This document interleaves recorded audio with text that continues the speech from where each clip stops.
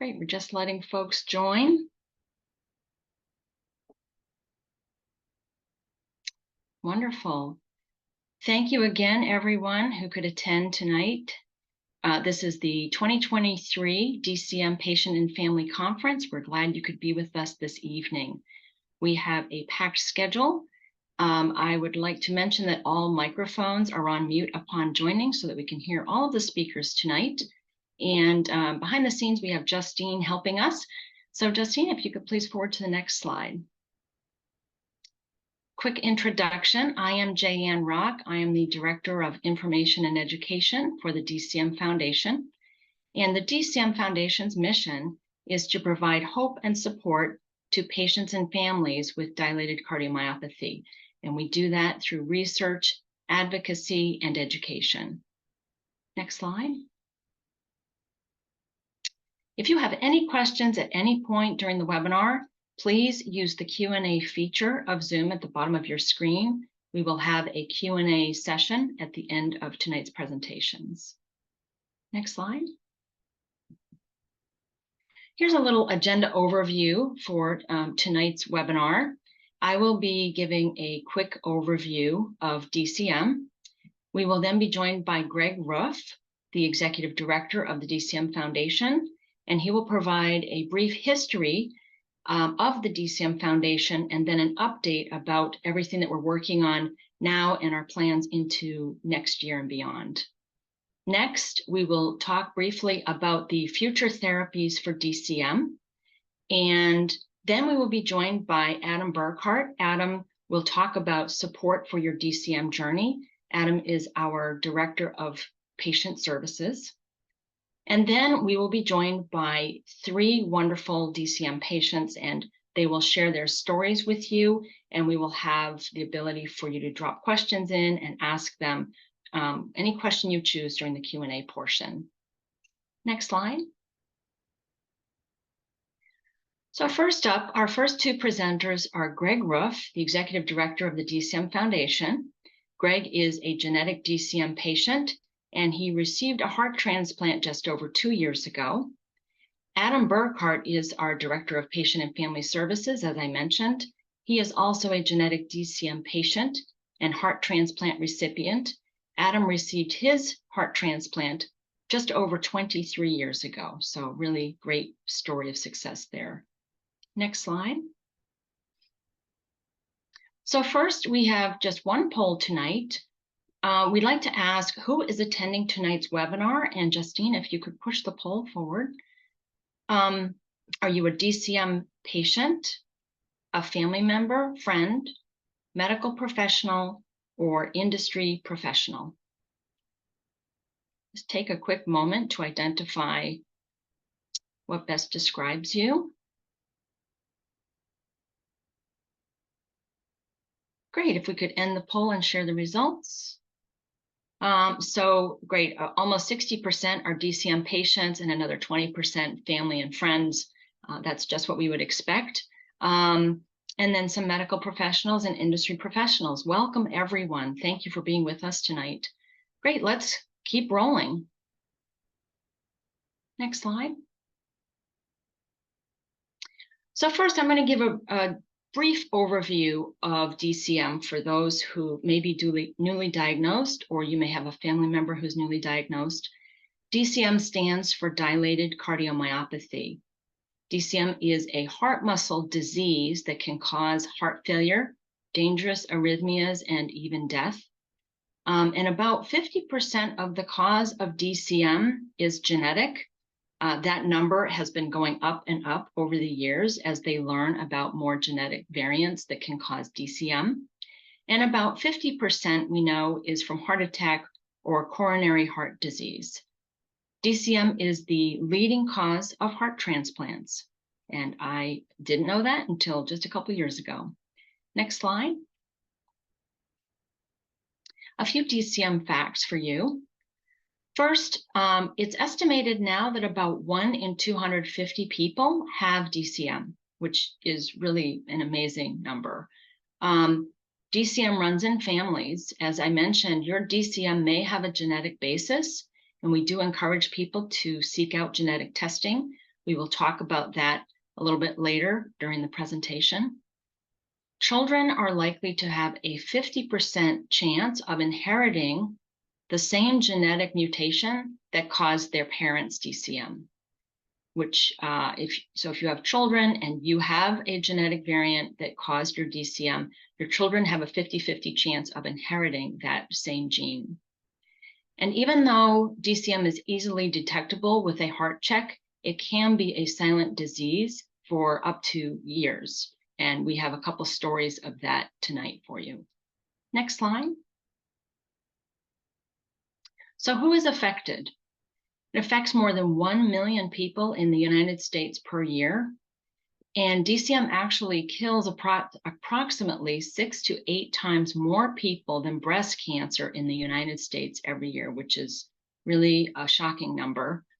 There's presently no cure for this devastating and deadly disease, but there are many people working very hard to find therapies and treatments and maybe one day a cure for DCM. Next slide. DCM affects all ages. As we noted, 50% of DCM cases are genetic. And here are a couple of photos of families. Of Greg's family is on the left. That's the Ruff family. And they do have genetic variants in multiple generations of their family. And on the right-hand side, that's Adam Burkhart's family. And similarly, Adam's family has genetic mutations that can cause DCM in multiple generations of his family. Next slide. So without further ado, I would first like to introduce tonight's speaker, Greg Ruff, the Executive Director of the DCM Foundation, and he's going to tell you a little bit more about the history of the foundation and where we're headed into the future. Thanks so much. Greg? Jan, thanks so much for the introduction.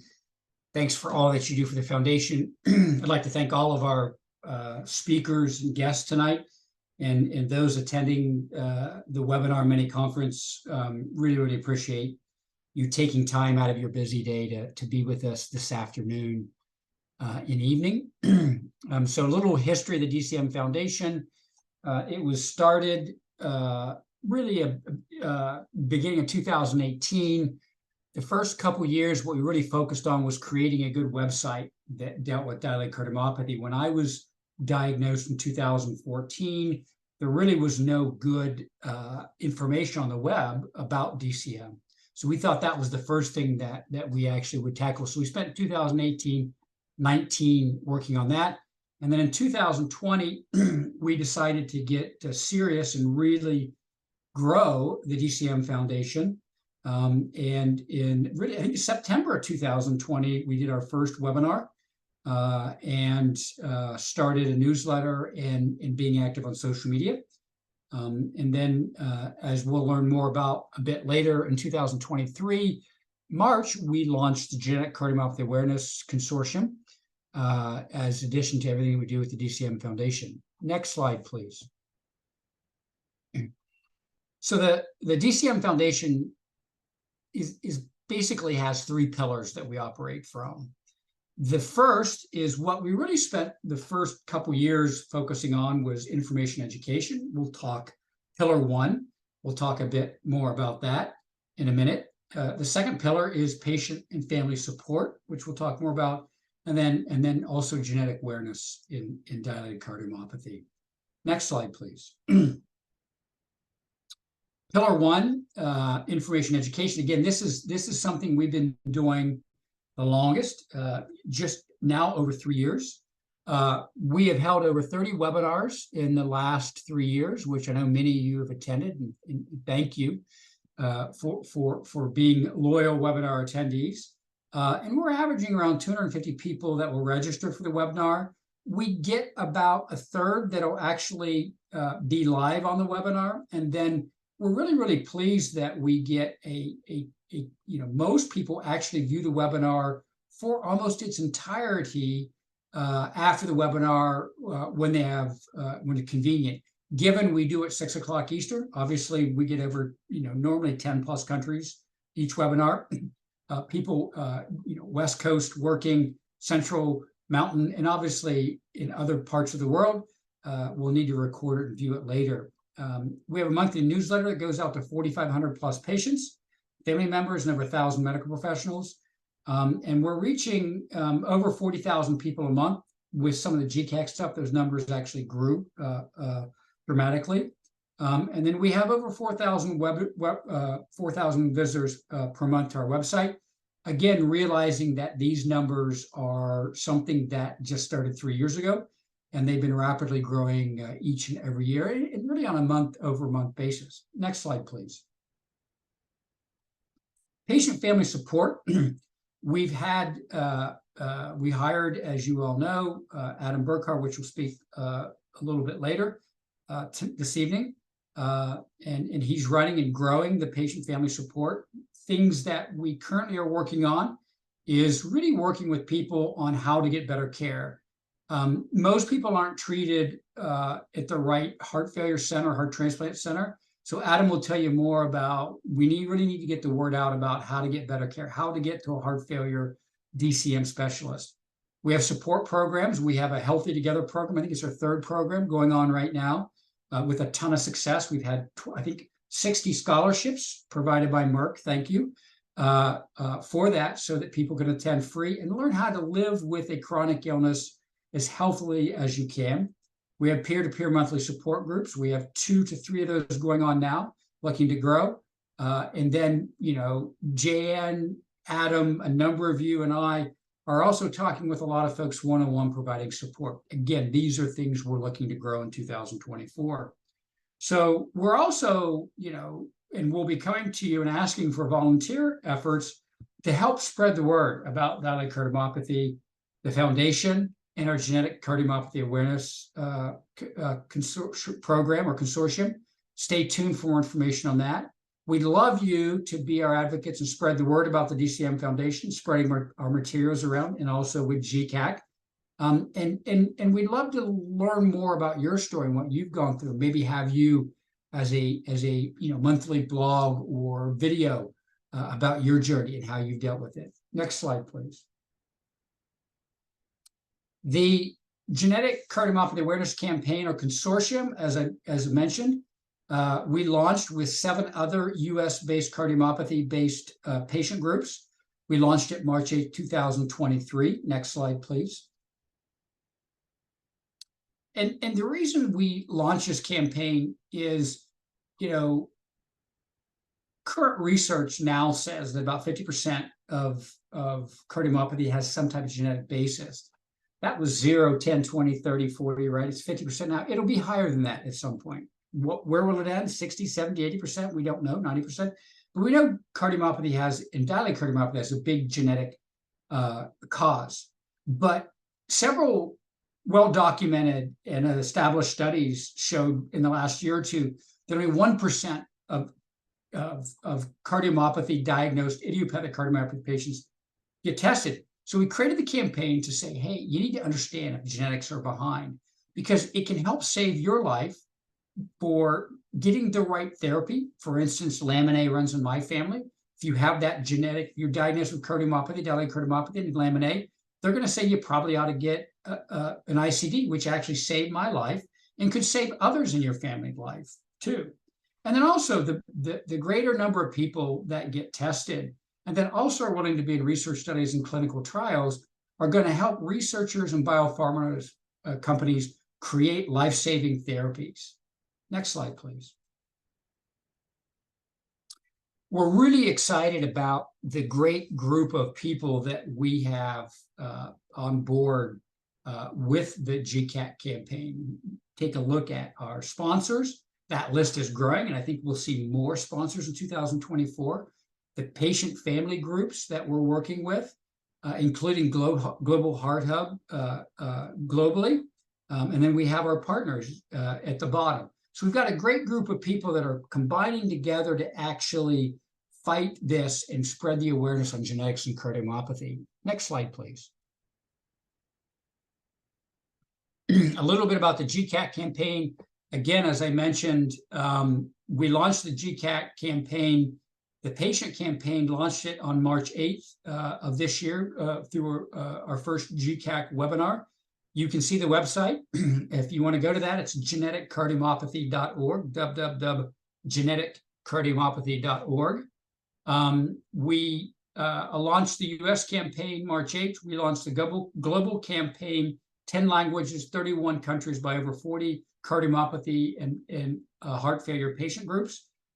We've had over 307,000 followers, 8.3 million opportunities to view, and through our press releases, potential media reach of 128 million people. Really, really thrilled with the results, but we've just started. We're going to grow, and we're going to get better at this. We're going to reach more people. Next slide, please. Again, here is an example of the front page of GCAC, geneticcardiomyopathy.org. We encourage all of you to, if you haven't gone there, please visit the site and encourage any other patients, friends or family members, give them the link, have them go there to learn more about genetics and cardiomyopathy and the potential of getting tested. Next slide, please. So 2024, we're going to continue our US and global campaign to patients. We're going to create a global cardiomyopathy patient registry so that people have the opportunity to, if they would like to be in research studies and clinical trials after they've been tested, to be able to participate in those. And then we're also really excited, Q1 2024, we're working with the Heart Failure Society of America they're going to run and drive a campaign to their members, and we will support it from a patient standpoint, along with additional groups like National Society of Genetic Counselors, heart failure nurses, and cardiac rehab groups. Next slide, please. So again, reach out to us. If you would like to get involved, if you'd like to help spread the word, we are actually creating materials for you to distribute to your physician, to your heart failure center, to any patients that you know. If you belong to any Facebook groups that deal with heart failure cardiomyopathy, we'd love for you to become an advocate. And if you would like to become an advocate and help us spread the word, just email us at advocate@dcmfoundation.org. Next slide, please. So the reason, that we're doing all this, I think we all know, or we'll bring up right now, dilated cardiomyopathy or most types of cardiomyopathy, there is no cure. But there's a ton of interest out there by researchers and biopharma to do more research on cardiomyopathy, especially genetic components, and to actually create. We're working with about 15 companies that are interested or have pipelines in creating genetic therapies. What we don't have is sort of the patients. So, we need to get more patients involved, again, understanding genetics, getting tested, being in the registry. We also are going to educate, I think, better the patient, all of you, that you have dilated cardiomyopathy, any type of cardiomyopathy, through our webinar on December 13th, which is really going to get into great detail, understanding genetic therapies and understanding genetic therapy clinical trials. So Jan will give you more information on this at the end of tonight's webinar, but we would love for you guys to attend that webinar. We think it's really, really important to have a deep understanding of the potential genetic therapies that are out there, how they actually work, and how genetic therapy clinical trials work. Next slide, please. Thank you all, and appreciate. Jan, are you going to introduce Adam, or do you want me to? Yeah, I'll take it from here. Thank you so much, Greg. And thanks all for attending, and thanks for supporting us. And again, advocate@dcmfoundation.org. We need your help in spreading the word. Thanks, everybody. And I just have to give a shout out. Greg works tirelessly to just really further the cause, and working with all the companies that you saw on the screen earlier. Really amazing work that the foundation has been able to do in just 3 years, and we're continuing to push forward. Next up, I would love to introduce to you Adam Burkhart. He is our Director of Patient and Family Services. Adam joined us a little bit earlier this year. Next slide, I'm going to just tell you briefly about Adam's background for those who don't know. Adam is a genetic DCM patient. As I mentioned, he received a heart transplant in 2000. So he just passed his 23-year mark. He was diagnosed with DCM at age 6, had a heart transplant at age 17, and he's still going strong. He learned his DCM was caused by a genetic mutation that actually affects a number of his family members as well. But today, Adam feels as healthy as ever, and you'll see that in just a moment. He's married, father of 4 children, 2 of whom have genetic mutations that cause DCM. Sadly, his youngest daughter passed away at 4 months old, but it just serves as a reminder that each day is precious and really drives forward Adam's desire to help serve this patient community. So without further ado, next slide, I'd love to introduce you to Adam. Adam, take it away. Thanks so much, Cheyenne, and great job, Greg, and thanks for everything everyone does. My name is Adam Burkhart. I am the Director of Patient and Family Services for the Dilated Cardiomyopathy Foundation. I'm so happy to be here. Just wanted to talk a little bit about with everybody how you can support your DCM journey. A DCM diagnosis is, obviously scary, mind-rattling, confusing, but there are ways to ease your mind and definitely make yourself more at ease with this and go on and live a very healthy and long life. It's definitely not an end of the road diagnosis. There are things you can do. Finding the right care is definitely something we're going to talk about. That is, we definitely preach this over and over. It's so important to make sure you are seeking the right medical attention for your diagnosis. Educating yourself, it goes, we've all heard it throughout our entire lives. Education is priceless. This continues on even with a DCM diagnosis. Being as healthy as possible, physically and mentally, again, extremely, extremely important. You definitely want to keep yourself in very good shape mentally and physically. It will be so beneficial now and down the road. And establishing a good family, friend, support network, having good people around you will definitely ease the burden of any kind of diagnosis. Next slide, please.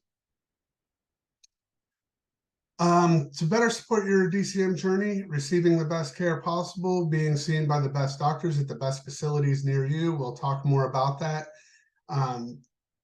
Just because you're seeing a cardiologist does not mean that a cardiologist will provide you with the best care.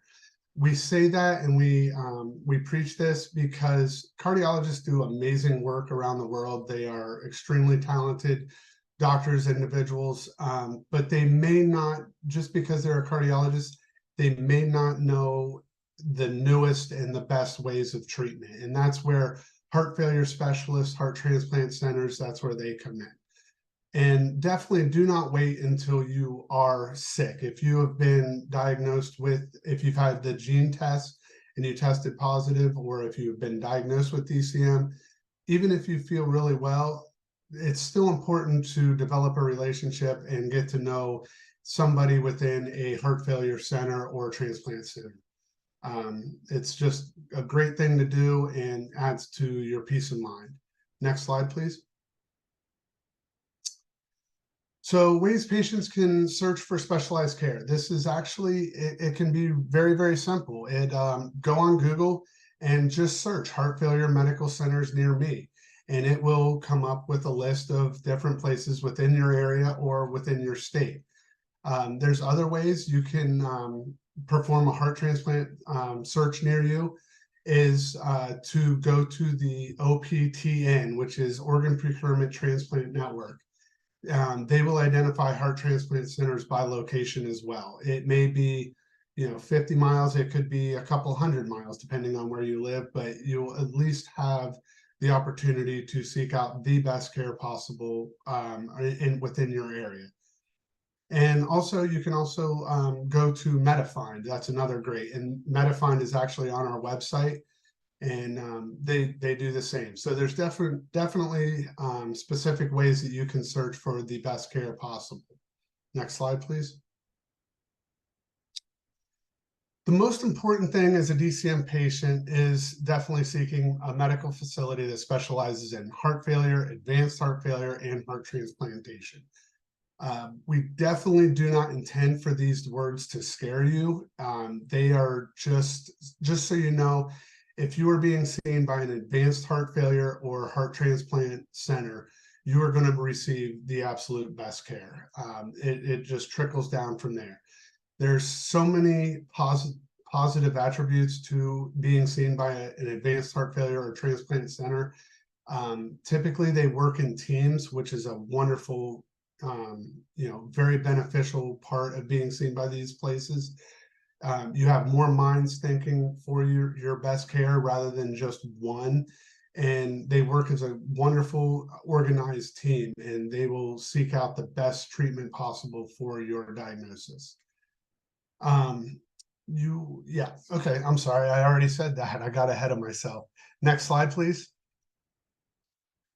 Yep, this is a very beneficial as a patient because you get expert opinions from multiple specialists. So you get radiology, pharmaceutical, everything. They just work as a wonderful team and provide you the best care.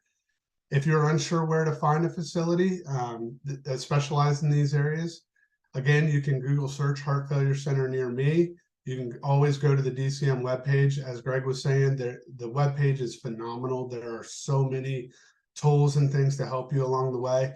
And of course, always reach out to me. I'm always available. aburkhart@dcmfoundation.org. I'd love to even just simply have a chat, but also help navigate you in the right direction and get you the best care possible. Next slide. The DCM Foundation, as I was saying, has so many great tools to help you along the way. One thing to definitely remember is you are not alone, and reading other patient stories and being involved, knowing that there are people out there going through very similar situations. It can be sad, but it's also comforting knowing that you are not alone. There are other people out there dealing and coping with the exact same thing. So it is it's a positive thing to have in your mind. So, definitely familiarize yourself with the terminology, be engaged with your doctors, ask them questions, know what they're talking about, what's going to help you. It's extremely beneficial, and I cannot express that enough. Familiarizing yourself with terminology, with what they're asking you to do. The knowledge is so much power in this. And certainly a big thing with DCM is genetics. It's, as Jan was saying, people are finding more and more DCM diagnoses are linked to a genetic cause. And getting the genetic testing done and following up with a heart failure specialist or transplant team, it's very crucial. It's definitely critical. It will be very beneficial to you. Also, living with DCM, once you're diagnosed, if you're newly diagnosed, it's not the end of the road. There are things you can do to, improve your lifestyle. Actually, medication and workout regimens, things of that nature. There are so many ways that you can live a very long and very active, healthy lifestyle, even with this diagnosis. So that's very important to know. And patient support and resources, great way to interact with people dealing with the same issues. As Greg mentioned, we have several support groups available. It's a great way to talk with others and engage with people that have similar diagnoses. Next slide, please.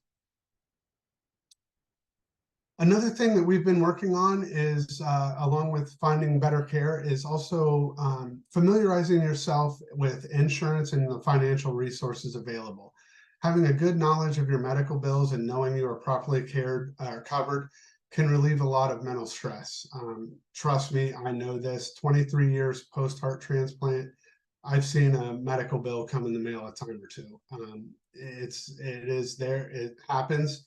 But I'm still here because of the care I've received, and knowing more about your insurance. I know insurance is not a lot of fun, but knowing the ins and outs of it, and just knowing how it operates, looking for certain things can definitely be beneficial. It can get expensive, but there are ways to alleviate some of those costs.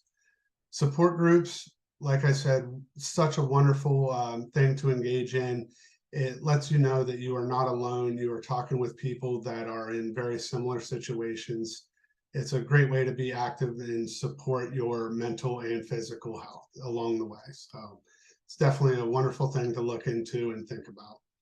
And also, very importantly, listen to your body. I once had a doctor tell me, of all the tests and everything that we can do, there's nothing that tells us how you feel like yourself, like your body is telling you.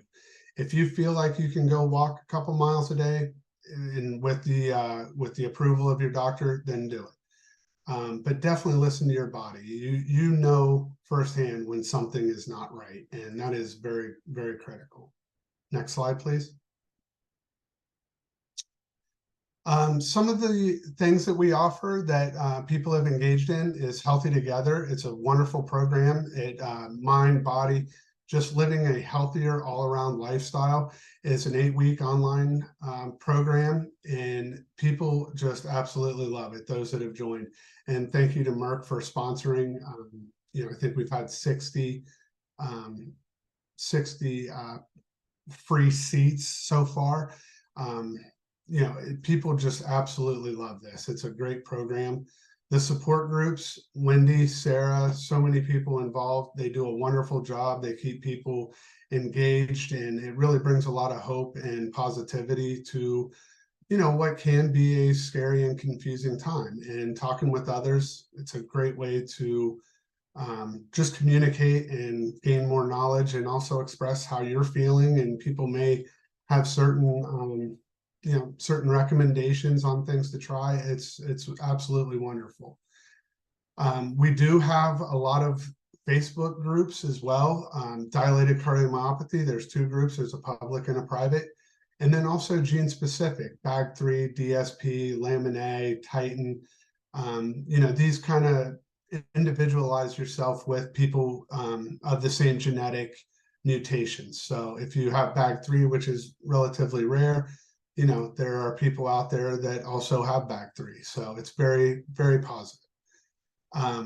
Heart failure support, cardiomyopathy support, again, it's just, put yourself in these things, and I think you'll see a lot of benefit from them. Next slide. As always, one-on-one support. I'm here to talk with you. We can share our DCM journeys. I've been living with it most of my life, and I've actually lived longer with my new heart than I did my old heart. So, as Jayanne said, we lost a child to DCM. It's very tough, but I do have a lot of similarities with a lot of people in this area. So I know a lot about it, and definitely understand things that you're going through. So feel free to reach out to me anytime, aburkhart@dcmfoundation.org. I would love to chat with you. Even if you don't want to do a Zoom, we can definitely just communicate through email, whatever you feel comfortable with. Next slide, please. So Great. I'll turn it back over to Jayanne, and thank you very much, and hope to hear from many of you down the road. Great, Adam. Thank you so much. Great information. Please do take advantage of Adam's availability to speak with you one-on-one by phone or email or Zoom or whatever works for you. Many people are gaining great benefit from that. So thank you again, Adam. So next, we're going to move into the guest speaker portion of tonight's webinar. We have 3 wonderful guests with us, each of whom is living with DCM. Caitlin Amos had a heart transplant actually in November of 2018, and she's celebrating her 5-year heart anniversary, and we'll talk about that a little bit. Lance Murphy is a genetic DCM patient, and he also volunteers his time as a DCM Foundation board member, and we thank him for that. He will share his story. And Sarah Foy also has genetic DCM, She is president and founder of Team Titan, and Titan is a genetic mutation that can cause DCM, and she does amazing work, and so we're thrilled they could all be with us tonight. So first up, let's go to the next slide. And first up, we have Caitlin. Caitlin, we would love for you to share your story with us, and thank you for being with us again tonight. Yeah, of course. Thanks for having me. I'm Caitlin, like Jan said, and super grateful to get to be here. I'm going to tell my story about having dilated cardiomyopathy in sort of three chunks. One is like pre and during the initial diagnosis, and then I'll spend a little time talking about the years in between the initial diagnosis and the transplant, and then life after the transplant. So that's kind of how I've broken down my story. I'm going to tell you sort of what I think is important about how my story unfolded, and then also add some commentary. I spent some time trying to think about what were some of the feelings or things that I dealt with in those seasons as well. So some facts and then some sort of commentary. I'm sure that I'll focus too much on some things and miss other things, so feel free to ask questions at the end, and you can also reach out to me anytime if you want to talk offline. So all right, you can switch the slide. So like I said, just kind of starting with the pre-diagnosis and the diagnosis. So I was diagnosed quite young, not as young as Adam, but I was diagnosed at 19, probably as many people who have been diagnosed feel. I can look back and say I probably was having symptoms before 19 years old, but not for my whole life. And then I think for my whole life, I'd really actually been super athletic and active and played sports. And so really had no sort of thoughts or concerns about any sort of physical limitation or especially any sort of heart problem. I have no family history. And so, yeah, this was not something that was on my radar. I actually went to college to play soccer and to study, but also, chose the college that I wanted to go to based on sort of my history of soccer playing. And I was diagnosed basically the sophomore year of my college career. Like I said, if I can kind of trace back, I think late in high school, I started having some sort of limitations with stamina and fatigue on the soccer field, but sort of attributed that to just not training hard enough, or my body sort of changing at the end of high school, and had lots of different excuses. When I started playing soccer at Baylor, I had broken my collarbone just kind of incidentally a month before starting two-a-days. And so that whole first season, when I struggled with sort of physical limitations, I kind of pointed my finger at the collarbone break and said that was probably what was going on. But moving into spring season of my freshman year, even with lots of training and sort of dietary shifts, I wasn't getting any better, and my stamina was still incredibly poor, and had lots of symptoms that most people know on this webinar, like shortness of breath and chest pain, and just, again, lots of fatigue. And so finally, again, fast forward to fall of my sophomore year, saw a cardiologist who did, just sort of simple workup and told me that my ejection fraction was quite low, and I had something called dilated cardiomyopathy and needed to stop playing soccer, and sort of this sort of massive thing that happened in my life at age 19. And I think I put so many details into that preliminary part of my story because sometimes, hopefully this is getting less and less the case, but sometimes the diagnosis itself can take a little bit of time, especially if you don't have a strong family history, and it's not something that other doctors or other people in your life have on their radar. And so I think I want to validate that, but also just say that it's something that unfortunately can take a little time to pinpoint. So a few things that I was thinking about in those early year seasons is that, as you can imagine, being diagnosed at that age and then being told you can't play soccer, there's some pretty significant identity shifts that happen. I had to sort of process and quite a while after that diagnosis, what it meant to be, a soccer player my whole life, and then to all of a sudden not be, and to kind of understand what that meant to me internally, but also how I wanted to present that to my peers and my classmates at sort of a young age. I also think I didn't fully comprehend the diagnosis, as might be really common, that I didn't totally understand what was going on and what the potential progression might be and sort of what the importance of taking my meds was. And I'm a pretty compliant person, but there'd be times I would forget to take my medicines. And so there was just a learning curve of sort of what this diagnosis meant. And I think the other thing is that I was pretty asymptomatic my first few years of my diagnosis, and mostly the symptoms came out or emerged through the high level of exertion of athletics. I can also remember in that season of being sort of a young DCM patient, just really not wanting to stand out. And I think that that's a pretty human experience, that you want to feel like you belong and you fit in. But I remember once I was diagnosed, the sort of adjustment of moving off my soccer team was more than enough for me to have to sort of deal with. And so outside of that, I really remember trying to sort of hide this diagnosis, and I didn't want to tell very many people, and I was very private about it. And that all kind of came out of this, like, I think, deep desire not to sort of stand out or draw attention to myself. So those are maybe some kind of the harder parts of that initial diagnosis. But also, outside of trying to play college soccer, like I said, I was relatively asymptomatic and still had a lot of capability to play pickup sports. And on the whole, my day-to-day life wasn't very affected. And I threw some pictures on here of, like, I moved to Charlottesville, Virginia, after graduating college, and was able to do hikes, and still kind of just felt like most of the world still felt quite accessible to me. And so as I kind of shifted with these mental and emotional adjustments, I also recognized that my life was not quite as limited as I had thought it might be when I first got the diagnosis.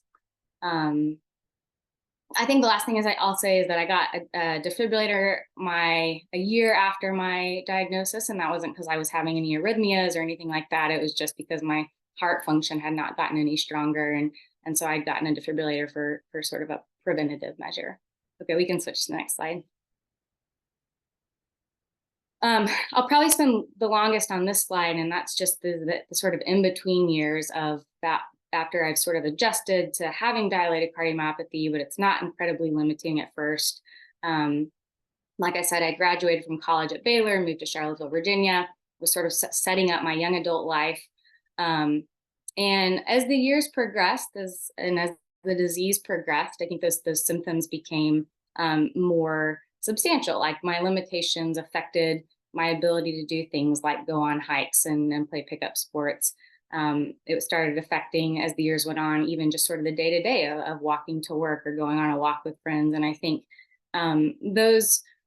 that season for me was really framed by this sort of continuous adjustment to new normals, and feeling like, okay, I need to sort of grieve the loss of some sort of capability or faculty, and then I would sort of readjust to saying, this is all I need, this is sort of how I need to operate, I'm fine, and then would have to do that over and over again. And I think, looking back, of course, that was sort of a challenging piece of my story. Ironically, when I was young, I kind of wanted to hide this condition. I didn't want anyone to know about it. And on the whole, I could. I think as my disease progressed, that what I found strange is that because heart failure doesn't have a lot of the sort of physical manifestations of other diseases or disabilities, that sort of the invisible disease of DCM actually became hard, because it would require me to talk about it if I wanted to do something where my limitations would be sort of exposed in some ways. And so I threw a picture here of me and some roommates in my 20s playing tennis, and I think that became sort of a hard space for me, that my friends were all very active, and I no longer could just like show up and play in a way that no one knew what was going on. And so either I had to sort of just be sort of live and inhabit those limitations, or I had to articulate them to people. And I think both sort of options felt vulnerable to me and felt like they were exposing in a way. And so I think I don't know where everyone is that's listening to this panel tonight, but just think I wanted to validate sometimes the difficulty of having a sort of invisible disease, or at least invisible to the world. I also think that this season had a lot of sort of the discouragement and disappointment that some people can feel with dilated cardiomyopathy, that not only was I having to sort of adjust to some of these losses that were happening real time, but I also started to project some anticipatory losses of things that I didn't know if this would be part of my future or not. And that can obviously affect your mental health quite a bit. And just the uncertainty of a heart that is weak, and uncertainty of sort of what that might mean in the future was all really prevalent in sort of these later years of my diagnosis. But I also was trying to think about, when I was thinking about my story, like what were, where did my hope show up? And I think that when I was looking back, I was realizing that a lot of times my sort of sense of hope, or the way I lived into that hope, was just, while there was all these losses and all this uncertainty and all this sort of decline, I was also having lots of opportunities to say yes. And I was having a lot of invitations at a young age to say yes to opportunities, like going back to school. I met a genetic counselor halfway through my diagnosis, and was really compelled by how he cared for me and my family, and ended up going back to school and then becoming a genetic counselor, and ended up choosing to kind of go back and coach soccer so that I could still have like sort of a touch point with that as well. I started to process this more readily with peers and families, but also peers who maybe had less of sort of an understanding of what this diagnosis was. And I can remember actually hosting some roommate meetings in my 20s with a bunch of my girlfriends I was living with at the time, and trying to explain to them what my diagnosis was, and what my next appointment was, or what my next defibrillator surgery required. And I think that was a really simple but beautiful experience for me to both own this condition, but also to sort of invite others in. And I say that to say that helped me realize and receive sort of the importance of support, like Adam was talking about, and like the DCM Foundation is trying to sort of promote, that having people, to the extent that they're able to know your story and be present with you in the process, for me at least, has been maybe one of the most pivotal and important pieces of my whole story. So part of saying yes, and part of sort of living into hope of a future, regardless of what I actually knew or could predict about my body, was what, like I said, going back to school and going applying to grad school, and then I ended up matching at UT South, or sorry, not UT Southwestern, UT Houston for grad school for genetic counseling. And so I moved there in the fall of 2018. I ended up having a pretty quick decline, even though most of my dilated cardiomyopathy had been pretty stable and very slowly progressive. Those last couple months, so started grad school in August, and had a couple months of just started to have some arrhythmias, and I think this is sometimes the story for some people with dilated cardiomyopathy, where the kind of toward the end, your cardiomyopathy progresses quicker. And so I started having more symptoms, and long story short, ended up getting a heart at Houston Methodist, getting listed for a transplant, and getting a heart at Houston Methodist in November of that first semester of grad school. So a lot happening at once. But just can't say enough, probably don't have all the language yet to say enough about kind of the gift and mystery and importance of getting that transplant and being at the right time in the right place that you can't really control, and sort of that gift of life and how powerful it is. So you can go to the next slide. And then this is just this little kind of snapshot of my life today. So as many of you guys know, transplant is not, right now at least, is not a full cure. There's you sort of trade in this progressive disease for a very functional and beautiful heart, but also with, the limitations of medicines and sort of adjustment to the surgery itself, and some potential complications. But on the whole, I think the thing that I've noticed and been pretty amazed by is just that, like, if I were to tell you from my diagnosis at 19 until my transplant, that overall the trend, if you were watching a little graph, was sort of like moving downward. And I think what has felt so amazing to me is that after transplant, even with all the complexity that surrounds it, that the trend has kind of been moving up, that I've been able to run again, and I've been able to be around and present for some significant milestones of people in my life, weddings and births and funerals and things that otherwise might not have been the case. And I think that, like Jan said, I don't think I know that one way I've wanted to mark that and honor that sort of trend upward is every year around my anniversary, which happens to be right around Thanksgiving. I've done a little 5K and started out just doing that with my family, but in the last few years have made that a virtual sort of anyone can participate 5K. And so I will do that again the Saturday after Thanksgiving this year, which will be 2 days before my actual anniversary. And then if you would like to participate, you are very welcome to. And when I say 5K, it doesn't have to be a run, because I lived many years where I couldn't run. It can be a walk. It can be an elliptical. It can be riding your bike. It can be maybe you do 5-minute walk and sit down, whatever you want to do, but you're very welcome to participate in that and just sort of celebrate the, I think, gift of having a body. And a lot of it is to honor my donor. You can switch to the next slide.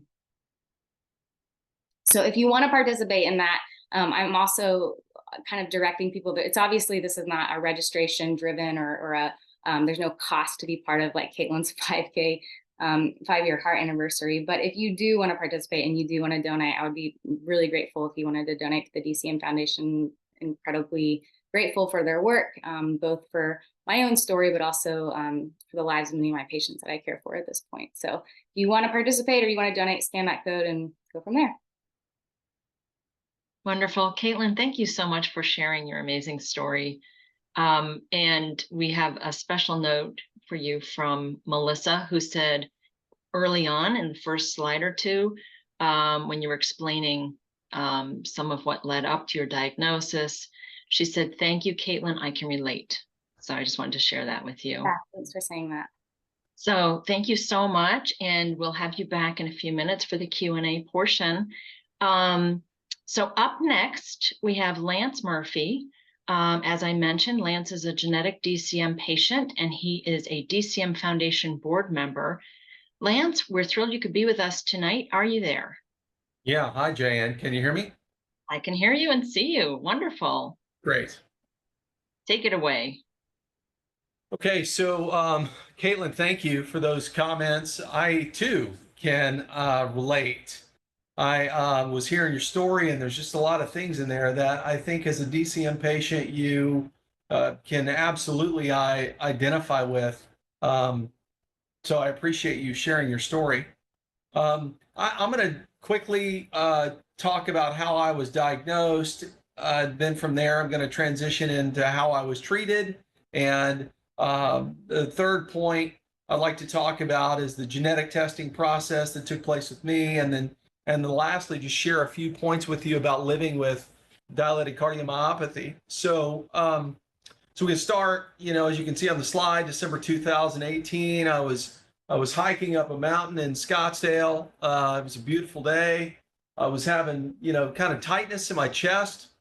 It was weird. I hadn't felt that before. A little bit of shortness of breath. So when I got back, and I live in Houston now, Caitlin, but when I got back home, I went to the doctor, and they said, "Hey, we're going to do an X-ray," because they thought I had a residual, something left over from a virus. So they were thinking maybe that it was like some type of pneumonia. So they sent me to get an X-ray. I got an X-ray. The X-ray came back and said that my heart was enlarged. And I asked my primary care physician, "Was that bad?" And she said, "Well, it's not good." So she sent me to the cardiologist, and it took me about a month to get in there. I waited to see a cardiologist. I finally got in to see the cardiologist. That was on a Tuesday. And I went in to see the cardiologist, and they did a physical examination of me, and they did an echocardiogram. And the physical examination, he said, "Listen, I think you're just, like they said, recovering from the virus. I think you're fine. Go home and get some rest." I didn't have any swelling in my legs. At that point, I didn't have much shortness of breath. My EKG looked fine. So he said, "You're fine." And we did the echocardiogram. And for those of you that haven't done that, that's an ultrasound of your heart where they lay you down and, with the gel and the machine, and they're taking pictures of your heart. And that was on a Tuesday. Well, on Friday, my phone was blowing up. It was Friday afternoon at 4:30, and I'm looking down at my phone. I'm like, who's calling me multiple times? So I finally pick it up, and it was the cardiologist at Methodist. I also was treated at DeBakey at Methodist in Houston, which I can't say enough great things about. They are a great place to get treated if you have dilated cardiomyopathy. And my doctor said, listen, you're not all right. Your EF, which Caitlin mentioned, ejection fraction. Ejection fraction means how much blood is ejected from your heart in any given beat as a percentage. And normal is 50 to 70% of the blood in your heart is being pumped out in any given beat. Well, mine was low. At that point, mine was 18. And the doctor said, listen, we need you here, on Monday morning at 8 o'clock, and we're going to do a catheterization procedure. For me, they went through my wrist. Some people, they go through your neck, groin area, but basically they're running wires into your heart to look at it and see, whether or not the echocardiogram was correct. And in my case, unfortunately, it was. So at that point, you get diagnosed, you have dilated cardiomyopathy, you don't really know what it is. You get home, you get on the computer, you start looking at stuff, you're reading everything you can find, and the stuff that you find online is not great. And that was my experience. And, Caitlin talked about this grieving process that you go through. For me, it was acute, where you're learning all of this stuff. And you're like, well, why did this happen to me? I wasn't in great shape, but also wasn't in terrible shape. I took okay care of myself. I didn't know, why. And we began to do some further investigation. At that point, this was 5 years ago, the whole idea of getting genetically tested was still fairly nascent. So we did that.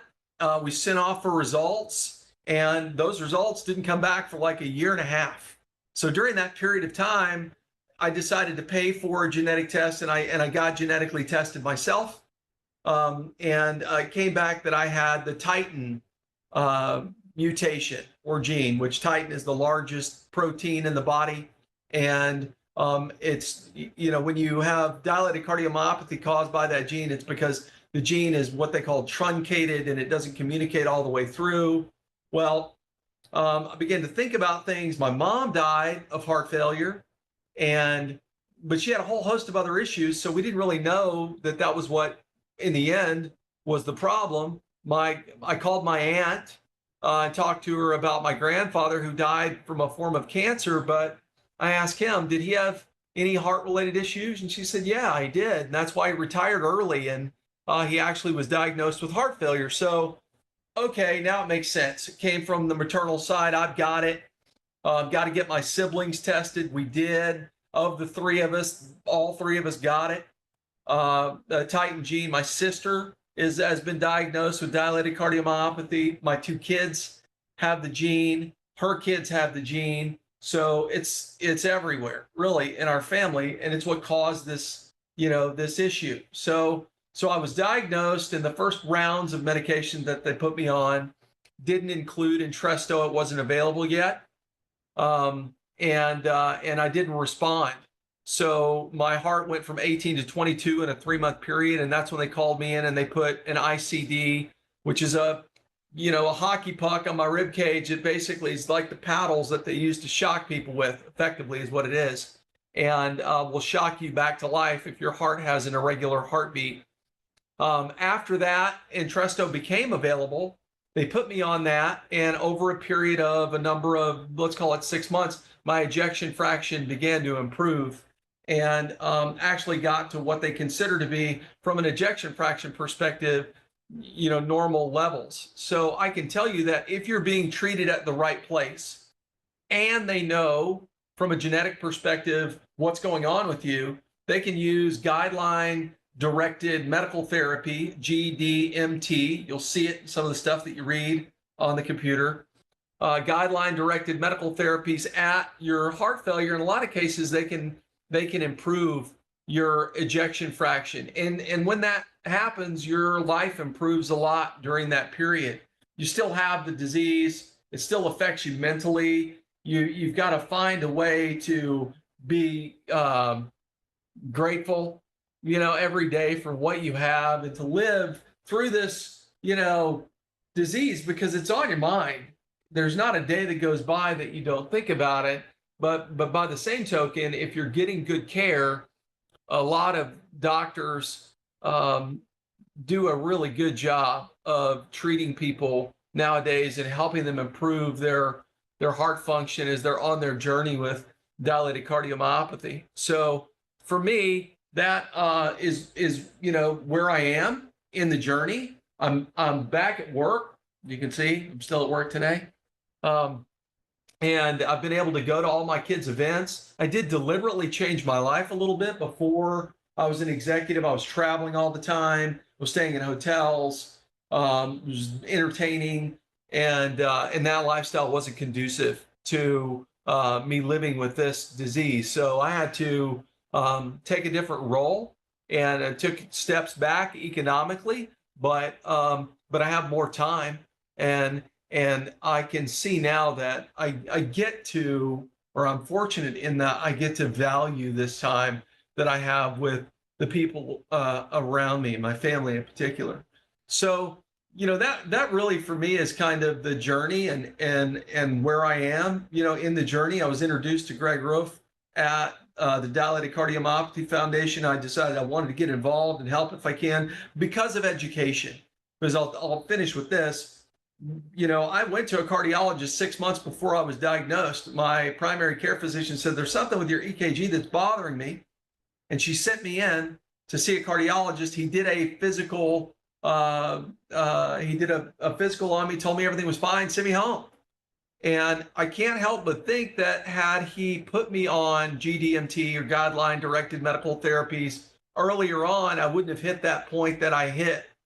So if you have the gene, get your family members tested. They should be, having a regular regimen of echocardiograms and evaluations of doctors, so that if indeed this happens to them, they can get on those medications earlier, and it probably will be very helpful to them, in the course of the progression of their disease.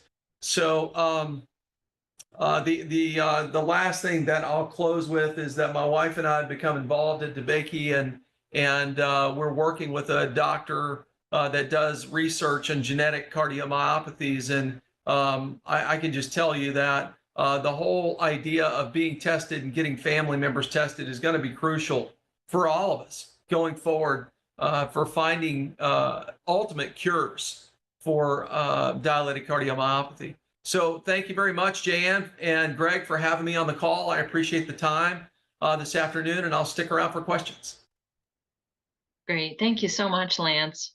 And thank you for all the work you do for the foundation. We greatly appreciate your help and support. And we'll have you back in a minute for the Q&A. Next up, we're going to talk with Sarah. Sarah Foy is a genetic DCM patient, and she is the president and founder of Team Titan, and we're thrilled she could be with us. She is a fierce leader in this space, and she is always busy, and she squeezed us in tonight. So without further ado, Sarah, thanks for being with us tonight. Hi, hello everyone. Thanks for having me. Like Diane said, thanks for the introduction, that I have cardiomyopathy from changes in the Titan gene, very similar to Lance. And that one thing about the way I got diagnosed was sort of backwards, which is changes in the Titan gene can cause both skeletal myopathy or muscular dystrophies, which is like whole body weakness, as well as heart muscle disease, cardiomyopathy. So it turned out I had a son who had muscle weakness since birth, and we were working through his whole childhood to find a genetic answer to the cause of his symptoms. And we kept looking and looking. And through this crazy journey, we did eventually, this was at the very forefront of whole genome sequencing and whole exome sequencing. We actually got our genome sequenced, and that is how my son was diagnosed through this actual international contest. And because at the time that he was born, they didn't actually have the genetic tools to diagnose him. So that was our journey. And so when my son was diagnosed through this international contest of genome sequencing on the kind of forefront of that technology, then they came back to my husband and I, and were like, by the way, this can also cause heart problems. So you guys should probably get tested, get tested and have your hearts checked. And it turned out I did have some weird heart symptoms that the doctors couldn't quite explain. And then it turned out that in my family, every person that was positive for the Titan variant had mild cardiomyopathy that had not yet been diagnosed. So it was sort of just by happenstance that when we got my son's diagnosis, I didn't expect it to be a diagnosis for me and for other members of my family. And so that points to the importance of the genetic testing. They sometimes call it cascade testing, if you imagine like a waterfall cascading down. And then in families, like you could hear in Lance's family or others, that it's like a waterfall and cascades down from one generation to the next. And so part of this talk is about the importance of genetic testing. And one of the reasons for that is the increase in surveillance. Like Greg talked about, certain genetic things have their own protocols. They have different clinical guide recommendations based on their diagnosis. And so it's a good idea to kind of find out for your family members to see what are your risks, and are you getting the right surveillance, and could you get earlier access to that GDMT that Lance was talking about. Anyway, also, I forgot to mention at the beginning that Titan is actually the most common genetic cause of dilated cardiomyopathy. So Lance talked about it, and you might hear it in other aspects of the community. So it's pretty common. So if you hear it come up, or maybe it's your cause of your cardiomyopathy. Anyway, so that was how I found out about my genetic cause. And as far as my health and well-being now, what I wanted to say is I actually need to say a personal thank you to Greg, because one of the ways that cardiomyopathy is managed is through medications, lifestyle, and other things, that GDMT, but it can be difficult. And Caitlin talked about her seasons, and I guess I was in a season of having a really hard time managing the side effects of the medication. And Greg said to me, do your best to do whatever it takes to get on those medications. It's the best that science has to offer to improve your health and your heart health. And thank you. And I did it, and it did take a team. And getting back to Adam's point about getting care at the right place, expert care, and having a team that I can message or call or reach out to and manage, well, this isn't working for me, or this is causing a sleep problem, or whatever it is, so that you can be part of that team and communicating with experts. And guess what? A lot of those nurse practitioners and others in those practices, they have lots of expert tips on little things that you can do to tweak, change, and improve, so that you feel better on a daily basis. So I would say, so just talked about getting genetic confirmation, getting GDMT, seeking expert care. And the other thing is for guideline directed medical therapy, they don't just call it take medicine, because it's bigger than that. It includes devices, which we've heard about this evening in people's personal stories, but it also includes lifestyle changes, which gets me to one of my other points to talk about, which is that the wellness group that you've heard about. Okay, I'm a wellness group junkie. Yes, I started in that wellness group. I think it was the first one, and I'm stuck. I like it so much. I've learned so much. And Julie is our coach, and she's a fantastic coach. And I learned so much from the other group members. I really feel connected with them, and they inspire me. And I've gotten so many tips from them. And I just really appreciate being part of this group so much. And one of the most important factors I got out of participating in the wellness group is that my actions can impact my health. And that's a really empowering place to come from, to be able to take charge of your own health. And sometimes, I think Caitlin talked about this, sometimes your body's not doing what you want it to or need it to. But if you can get to a place of feeling an empowerment, and I think that the wellness groups are one way to do that, and go through the program with fantastic coaching from Julie and a team of people who have really gone through things that what you've gone through or going through. So anyway, that I really wanted to talk about. And the other tip that I had was about, Lance talked a little bit about this, is lifestyle changes, but energy conservation. And it's important for us to be active, and it's important to rest. And so where is the balance?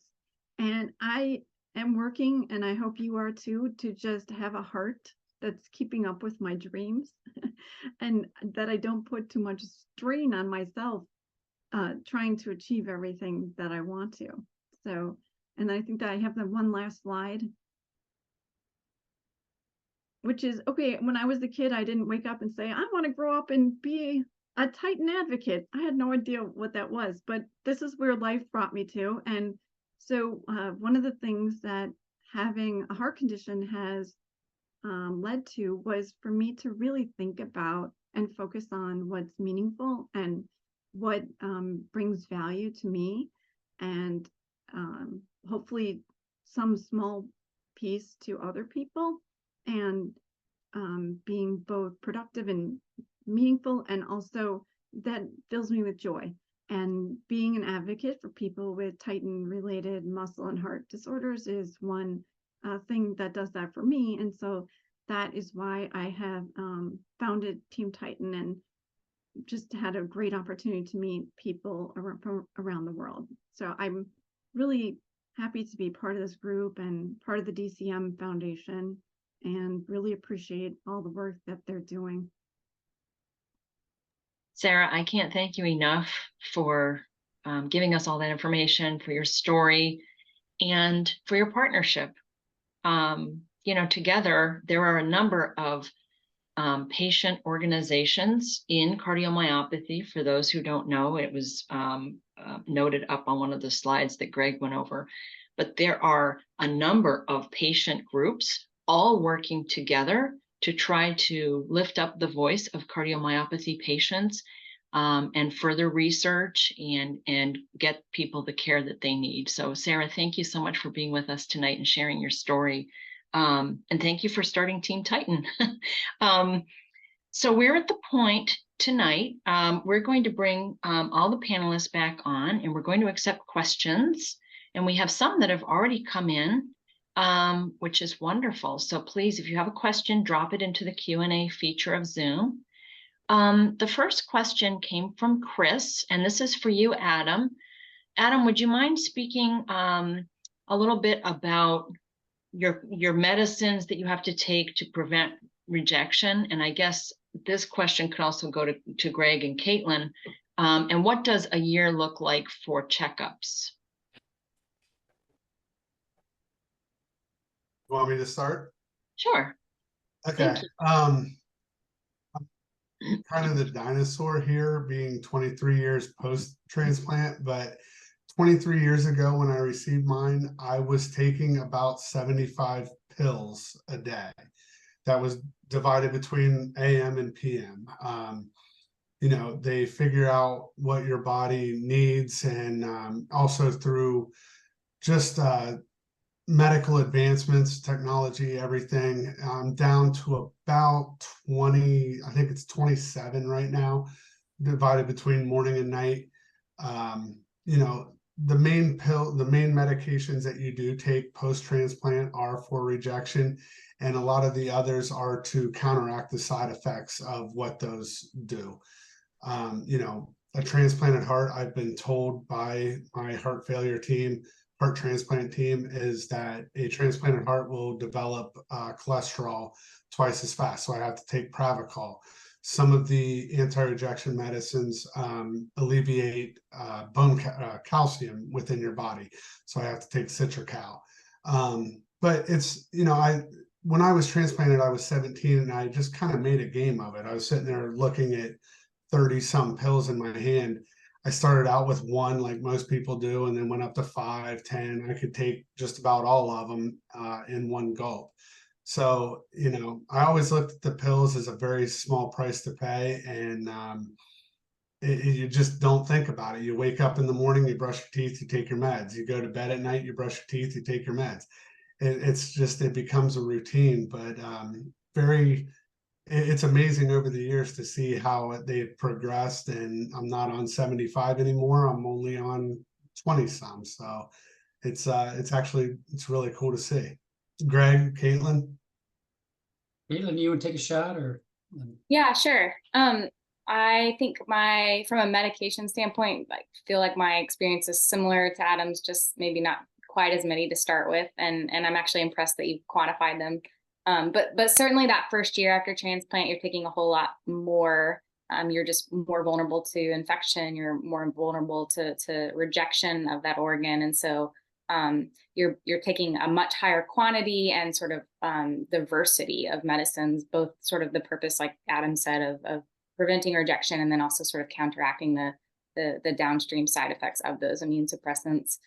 I don't know how many I'm taking every day now, but certainly have tapered off quite a few, like within that first year, and after that first year you taper off. And I feel like I've been sort of in a steady state of taking a couple anti-rejections medications, and then some other like statins and just some other medications. But the quantity is an AM and PM sort of taking that. Similarly with checkups, because I think the question was like, what's a year look like with checkups? I think the first year, it's similar to the medicines. It's like incredibly monitored, and so at least for me, it's probably different institution. But I was going weekly, and then every other week, and you sort of taper off, but you are just really, really close to your doctors that first year, and you are really, really monitored, and that's good. It's important that you're having all that sort of those touch points and those evaluations. Once you're sort of stable after a year, at least for me, that turned into sort of an every 6-month checkup, as far as like doing evaluations for heart function and any evidence of rejection and any kind of other downstream effects. And outside of those 6-month checkups, if you're well, that's it. And so there's quite a bit of normalization of life. The only thing that's different is that because you're a high risk patient, if you do have something like a cold or an infection, it's typically a little more dramatic. You usually will be, at least for me in my experience, I've been admitted, and I'll stay a couple of days just for them to make sure I'm stable. But when that hasn't happened, it's a little hands off at this point. So it was great. Yeah, very similar to me. A lot of appointments the first 3 months, 6 months. I think after a year, I went quarterly. I'm at 2 years plus now. It's 6 months, so it's not a big deal. 30 some pills. I'm on really probably 10 pills right now. It's not that much. So again, the costs of post-transplant medication is a lot less expensive than heart failure medications. So from a cost standpoint, it's a lot more affordable, and it's not that big of a deal. I mean, I'm alive. I feel the best I felt in 10, 15 years. And if you're headed down this direction, I gotta say, it ain't so bad. I'm happy to be alive, and I'm living life to the fullest right now. First time in 10, 15 years I've been able to do so. So yeah. Oh, great. Thanks you guys. Thanks you all. I had a question if this is going to be recorded. Yes, it is recorded, and I will be sending out the recording to all webinar registrants tomorrow. Couple of comments in here. First, fellow from Australia, Mark, had to leave early, but he said he has Lehman cardiomyopathy. Thanks to everyone for sharing your amazing stories. It's terrific to hear and learn from you. So thanks to everyone. And another comment. Mark, I know you're off, but lehmancardiac.org, group out of the Netherlands. I have Lehman, a number of other people do. lehmancardiac.org. Stefan Besant runs it, but you should get involved with that group also. Again, and if you have Titan gene, which I know Lance does at least, also get involved with Team Titan and Sarah. So. Oh, thank you, Greg.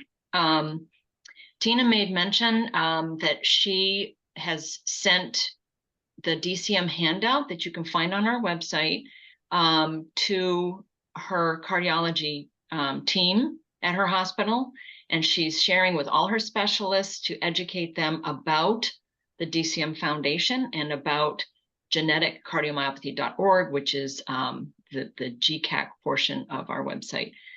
So thank you to Tina. Let's see. Got a couple of questions here. Sarah, how do you deal with days when you feel exhausted? I'm not sure if you've experienced this, but have you ever been so fatigued it's hard to get out of bed, and how do you deal with that? Yeah, fatigue is definitely a factor. And I guess if you get to that point, that is unfortunate, and you need to recover and think about all your getting good sleep and hydration, and make sure you're taking your medications and healthy eating. And but if you can try to avoid that with that energy conservation, which is, okay, if I'm going to a Halloween party this weekend, then maybe that's not the day that I work outside in the yard. Or so that within a day, but also within a week or within a month, trying to kind of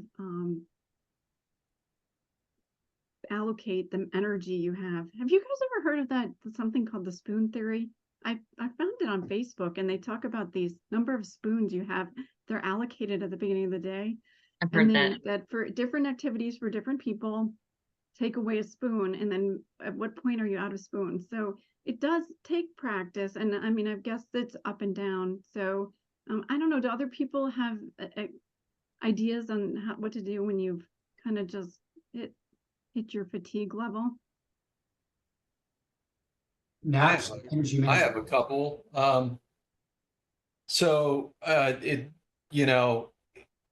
You have to force yourself to rest. It's not like it was before, right? And so I'll give an example. It was this morning.